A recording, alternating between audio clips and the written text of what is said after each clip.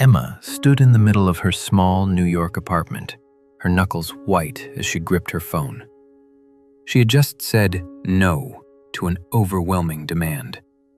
Yet her thumb hovered over the screen, typing and deleting, "I'm sorry," for the 10th time. The air in the room felt heavy, as if she were the one who had committed a crime just by choosing her own peace. Why does protecting your own heart feel like such a betrayal to everyone else? The city's noise faded as Emma drove toward the quiet outskirts. The air here was different. It was soft and smelled of damp earth. She found her grandfather sitting on his wooden porch, watching the sunset. "Grandfather," Emma said, her voice barely a whisper, "I feel so heavy inside. Today I had to refuse someone, and now I feel like a cold stone wall. I feel hard, unfeeling, and ugly. Why does being honest feel so wrong?" The wise elder didn't offer a quick smile or a hug. He didn't tell her she was being too hard on herself. Instead, he simply looked away, his eyes settling on the old stone wall that marked the edge of his garden. The wall was old, covered in green moss, standing silently under the shade of the oak trees. He remained quiet for a long moment. In that silence, the chirping of the crickets seemed to grow louder, and the tension in Emma's shoulders began to soften. She waited, watching the rise and fall of his breath. The silence was like a cool drink of water on a hot day. Finally, without turning his head, the old man gestured toward the garden boundary. "Look at that wall over there, Emma," he said, his voice as steady as the stones.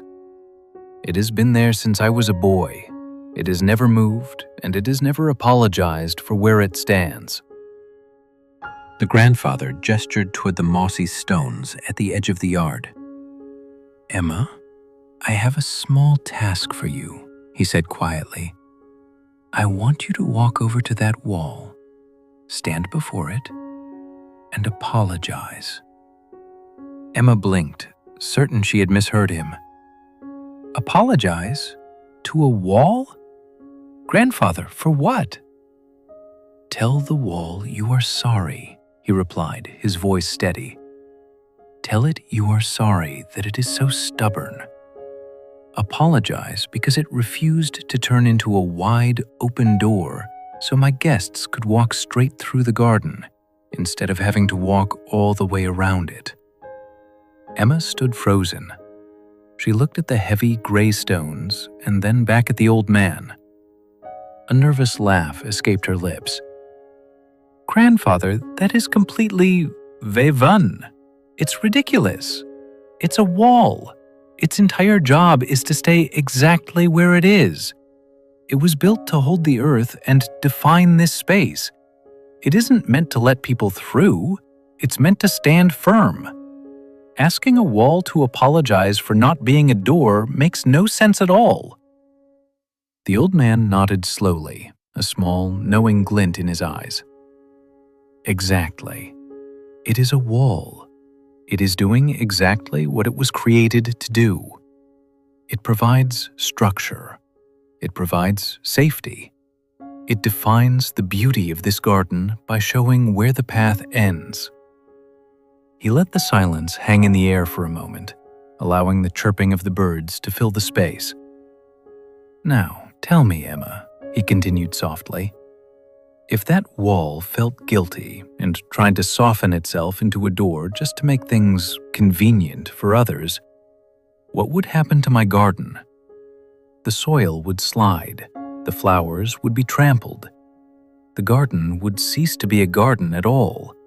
It would just be a mess of dirt." He looked her directly in the eyes. If a wall spends its life apologizing for not being a door, it eventually forgets how to stand tall. And a soul without walls is not a home. It is a ruin. "Emma, you must understand something," the old man said, his voice as soft as the evening breeze. "Your boundaries are not an attack on others. They are the architecture of your peace. Think of your life as a beautiful, sturdy house.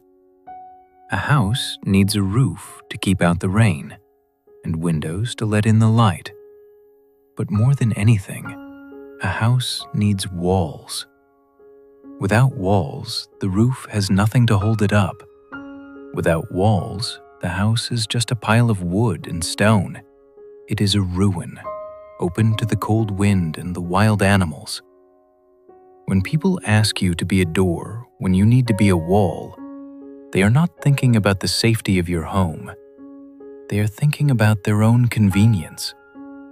They want to walk through your heart because it is a shorter path for them. They don't want to walk the long way around the garden. They don't care if their muddy boots ruin your floors or if their presence shakes your foundation. They just want the ease of the shortcut. And here is the lesson you must carry with you back to the city. Every time you say, "I'm sorry," for setting a boundary, you are leaning down and pulling a stone out of your own foundation. You are telling the world that your safety is an accident and that their comfort is more important than your survival. You are telling your own heart that it does not deserve to be protected. If you keep apologizing for being a wall, eventually you will not have enough stones left to keep the roof over your head. You will become a door that leads to nowhere in a house that no longer exists. A wall does not owe the world an apology for standing firm. It does not need to explain why it is solid. Its only job is to remain standing so that everything inside can grow in peace. Emma walked back to her car, her steps light on the gravel. Her phone buzzed in her pocket, but the heavy knot in her chest was gone. She didn't even reach for the screen to type an apology. Instead, she looked back at the old stone wall one last time and smiled. She finally understood that her strength wasn't a mistake.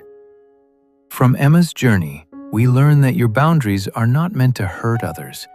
They are meant to protect you. When you stop apologizing for your no, you stop tearing down the very walls that keep your soul safe. You are the architect of your own life. You decide who gets a key to the door and who must stay outside the gate. Stop apologizing for being a sturdy wall. Comment "steady" if you are starting to protect your boundaries today. Stay calm and remember, your peace is worth every stone.